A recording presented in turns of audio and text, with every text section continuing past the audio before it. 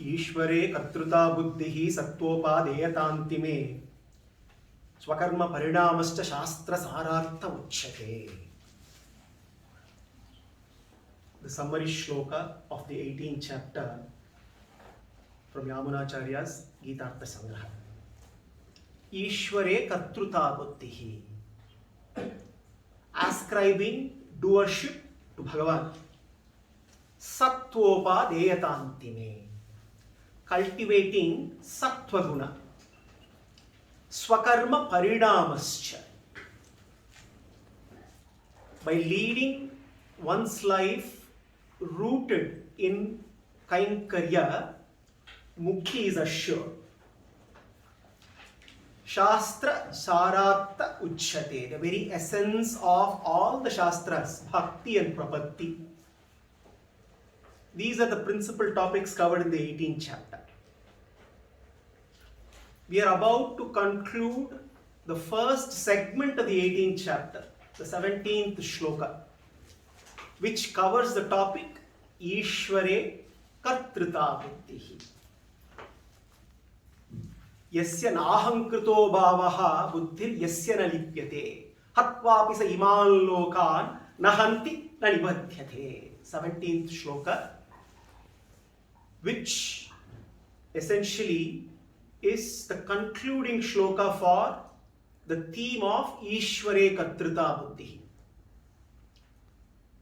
From shlokas 1 to 12, Krishna takes up the topic of Tyaga Sanyāsa, clarifies in detail, and then from 13th shloka onwards, he takes up the theme of Akartritva Anusandhana, non-doership. And with the 17th shloka, he concludes the principle of Akartritva Sandhana, Akartritva Anusandhana, practice of non-doership, which is nothing but ascribing doership to Bhagavan. Ishvare Kartrita Buddhihi. The ultimate Karta is Ishvara, Bhagavan. So, 17th shloka is essentially a summary of this theme that we have taken up so far. Yasya nahankrito bhavaha buddhir yasya na lipyate. Yasya na ahankrito bhavaha. Yasya, the one whose self of doership is checked, is contained, Krishna says. Nahankrito bhavaha, who is free from the ego of doership,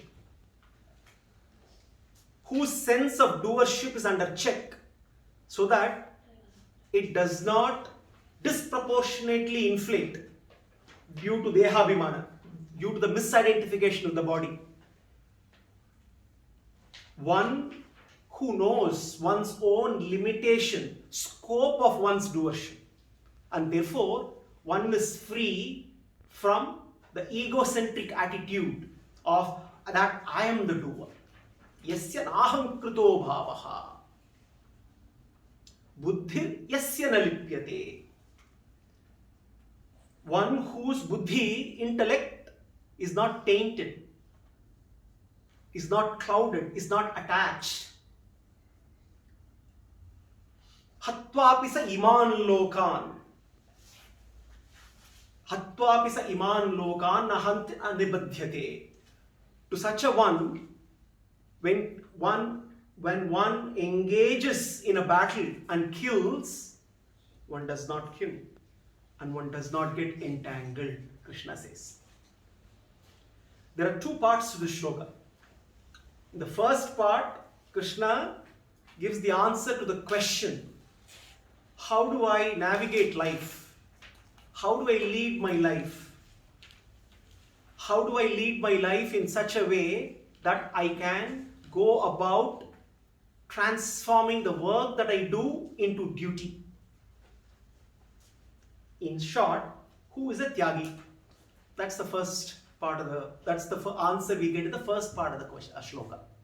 The second part answers the question, For such a tyagi, when one leads such a life, what would ensue? What would be the benefit? So the answer to the first question, how do I navigate my life? Yasya naham krito bhavaha buddhir yasya na lipyate. The short answer is, Krishna says, practice akartrutva anusandhana. Ascribe doership to Bhagavan.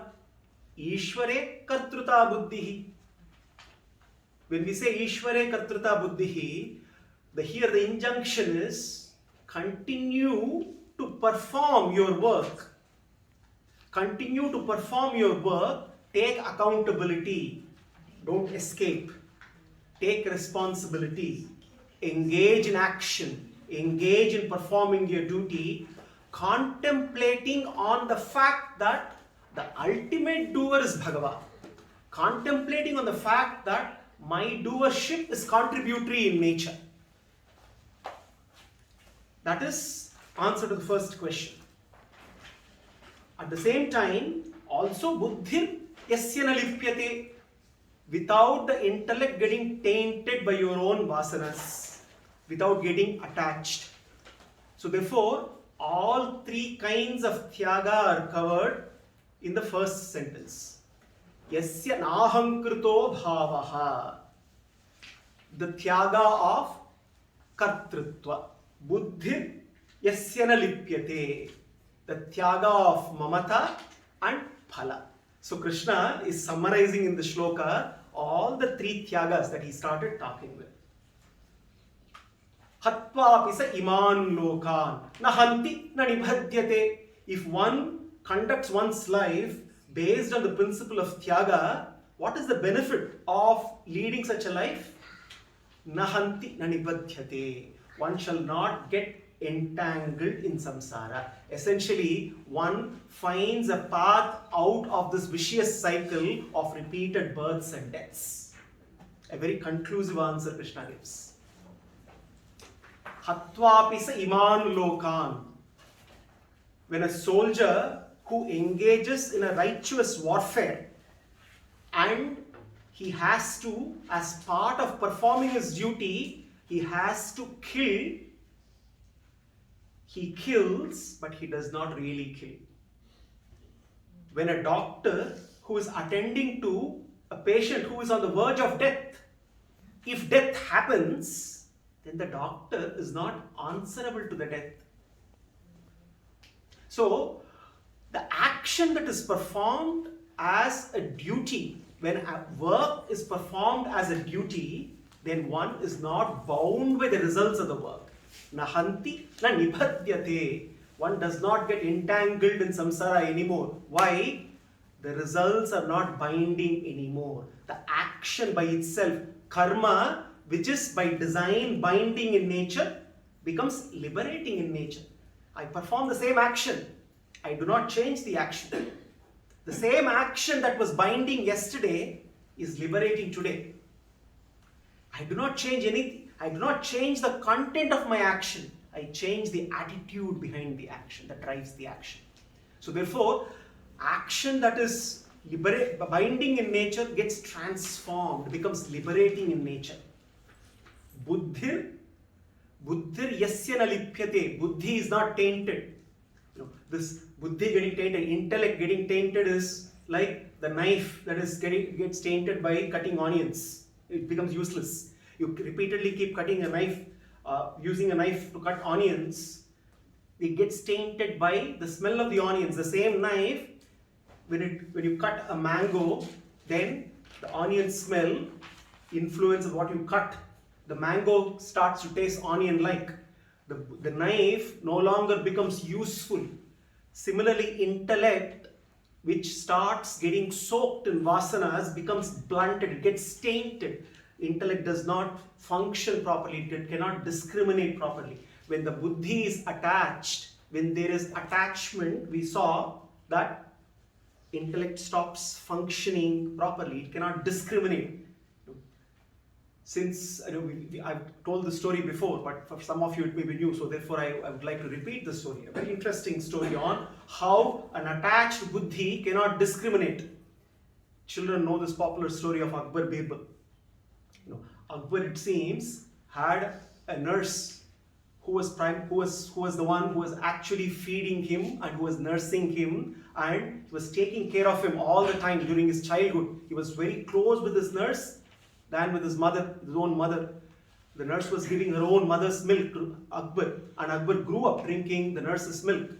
And this nurse also had another son who was elder to Akbar, and Akbar treated that nurse's son as his very own elder brother. He was so very attached to him, treated him as his own elder brother, and started giving him all kinds of flexibility. And unfortunately, that nurse's son turned out to be a crook who started to take advantage of the goodness of Akbar and started doing things which were not acceptable in the kingdom. But Akbar was clouded. He was attached. After all, we are brothers who drank the milk from the same mother. How can I ever take any action against him? His mind was clouded. His intellect could not discriminate. He was so very attached, and he was kind of being taken for granted. And to that extent that one day he walked into the palace and said, Akbar, you have Birbal with you. I am your elder brother and you have given me all facilities, but I need Birbal. I think I deserve Birbal more than you. And Akbar couldn't say no. He said, yes, you deserve Birbal. You can take Birbal with you. Birbal was shocked. And then he collected himself and said, Jahapara, give me a day. After all, he is your elder brother. He deserves my elder brother and not me. So let me bring my elder brother. I said, okay, bring your elder brother. Akbar also was curious. He never knew that Birbal actually had an elder brother. The next day, everybody was assembled, including the nurse's son, who was all waiting. And then Birbal walks in dragging a bull into the palace. And then everybody looks at and says, Birbal, who is this? This is my elder brother. Both of us drank the milk from the same mother. Then Akbar realized the mistake that he was committing. Buddhir yasyana lipyate. When the buddhi is tainted, cannot discriminate. So therefore, two things here Krishna in this summary shloka, 17th shloka, clearly demonstrates. It is when he says buddhir yasya lipyate, which means when buddhi is tainted, there cannot be mamata tyaga, there cannot be phala tyaga. So all the three tyagas are necessary, should become the foundation of every work that we do. So when we do our work by eradicating threefold attachment to doership, attachment to action on personal grounds, attachment to the fruits of the actions, or attachment to expectation of rewards. When we eradicate all these threefold attachments, then the same work becomes duty. Then karma becomes dharma. Karma becomes dharma, and eventually that karma transforms into kainkarya, and that is what becomes liberating in nature. Now, these 17 shlokas all put together teach us this important principle of how do we need to lead our lives. We can apply this, the wisdom that we have learned, using the popular quote. All of us are aware of this very popular quote. What we are is God's gift to us. What we become is our gift to God. Most of us are familiar with this. It's a very, very popular, very inspiring, very profound quote. Let me repeat it again. What we are is God's gift to us. What we become is our gift to God. Now, whoever made this statement possibly did not have the wisdom of Gita.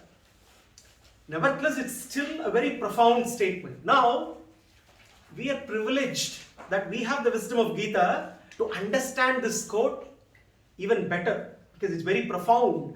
We can break it down into 4 parts to understand and apply the wisdom that we have learned so far. What we are. God's gift to us, what we become, our gift to God. 4 parts. The 4 parts are what we are, part number 1. Part 2, God's gift to us. Part 3, what we become. And part 4, our gift to God. Now, in the light of the wisdom of these 17 shlokas that we have learned so far, let's look at the 4 parts of this code to understand how profound it is and how it can impact the way we can lead our lives. What we are. This is where the problem is.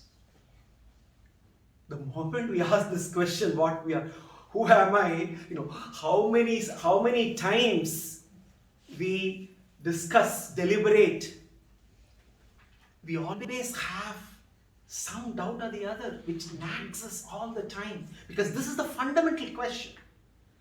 Our identity, what we are, our identity is what we try to discover all throughout our lives.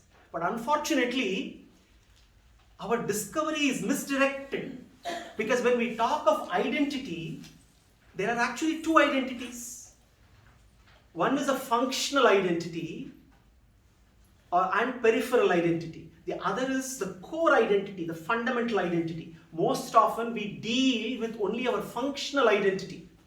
The components, various components, right from the birth, our identity is with the body, with the name, with people around, relationships, the place, the environment, the things with which we identify, all of this become our identity. So our sense of identity is nothing but all these components put together. That's our sense of identity. That is at best partial. I'm not saying this identity is not needed. We cannot do away with our functional identity. I cannot walk into my office and say, hey, I am the Atman. No, I cannot, right?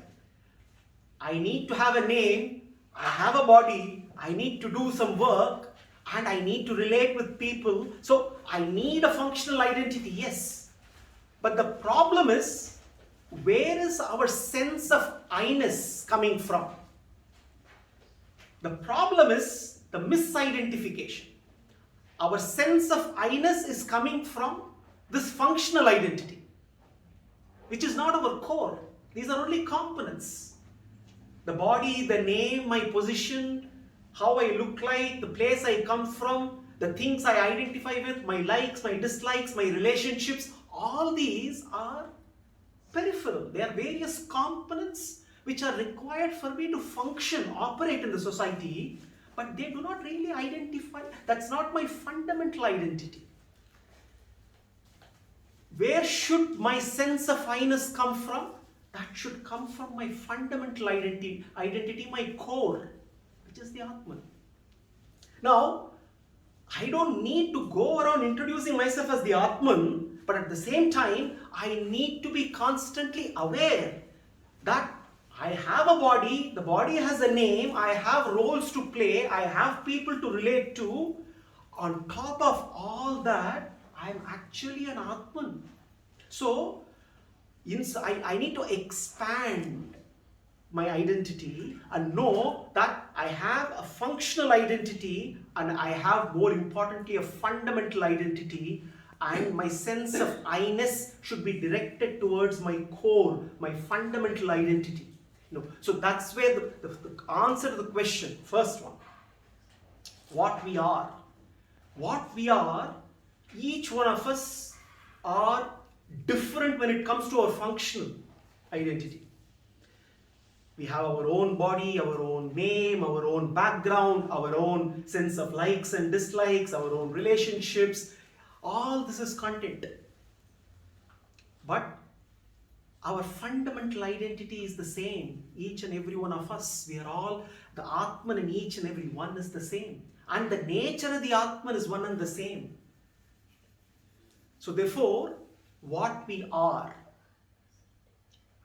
is something which we need to clearly understand. Make this distinction between the 2 types of identities, and what is the purpose of knowing this distinction? That eventually the functional identity has to be aligned with my fundamental identity. If I'm able to do that, then I can lead my life based on Dharma, based on what the Shastras teach. As long as I know that fundamentally I'm Atman, but I'm an indweller in this body with a name, with the roles that I need to play. I'm not the role player. As long as this awareness of the distinction between me and my body, my mind, my intellect, if that distinction, that awareness is there, then I would be able to carry out activities, work with this underlying knowledge of my true nature. What are we? God's gift to us, the second part. God's gift to us. Krishna is so compassionate. He only keeps giving us gifts without us asking. We don't need to ask. Everything that we have is a gift. Beautifully wrapped, packaged, nicely given to us. What we see external, what is there with us, everything has come to us as a precious gift from Krishna. What has He not given to us? Instead of asking the question what He has given, we should actually ask the converse. What has He not given? He has given this very life, which is an opportunity for us. An opportunity to fulfill our innate longing for eternal existence and everlasting love. He has given this opportunity to fulfill this longing, innate longing in us. So therefore, God's gift to us, we need to recognize everything that has been given, all the resources, including the body, mind, intellect, and the life, which is an opportunity. And when with these gifts, what we become, that's the third part.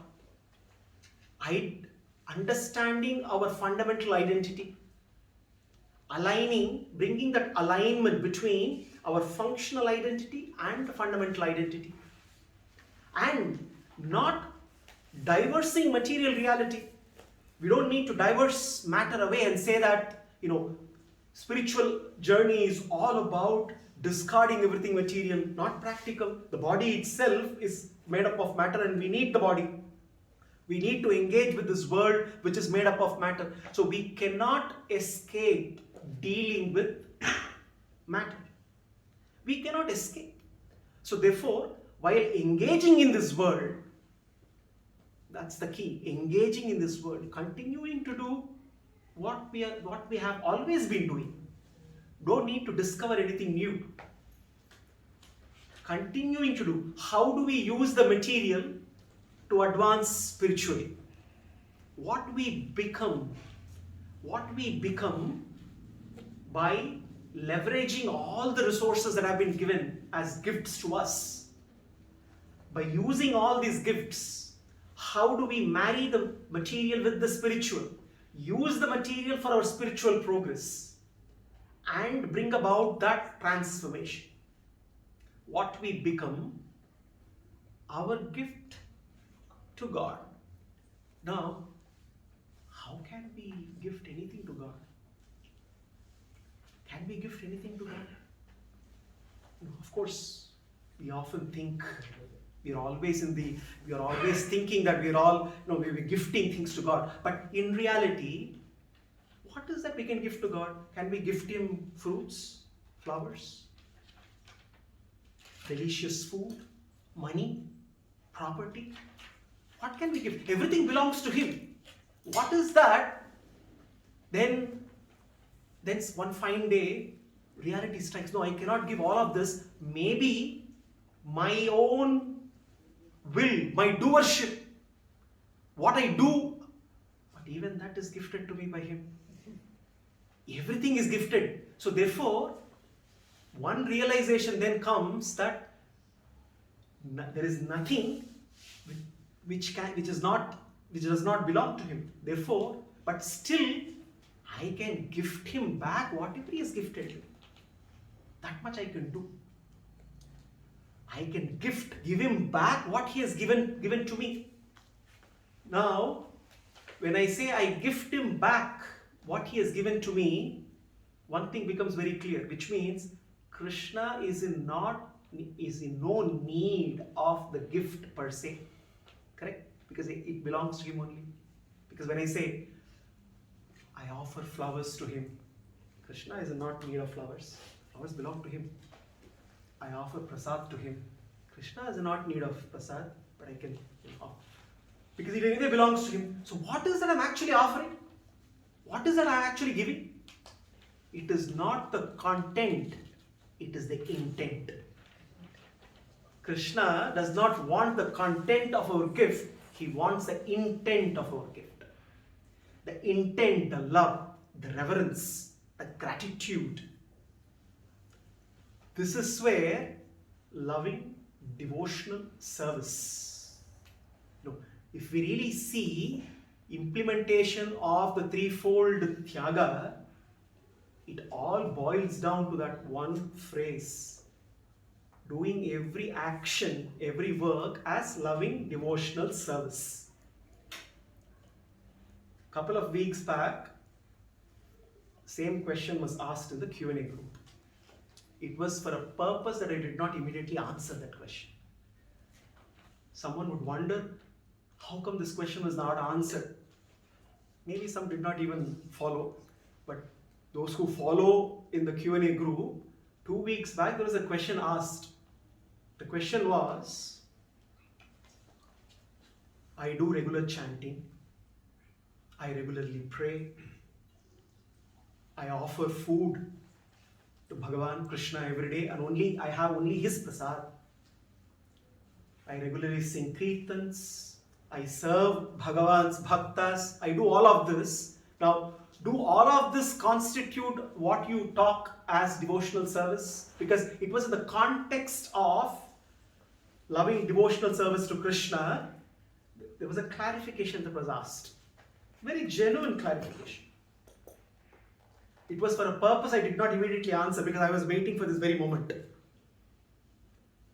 Now, there was an idea add-on to this question that also came in. Now, when we say loving devotional service to Krishna, is that all? Is there something more? Is there something less? And in today's context, with the current lifestyle, what does it mean when you say loving devotional service? That was the question.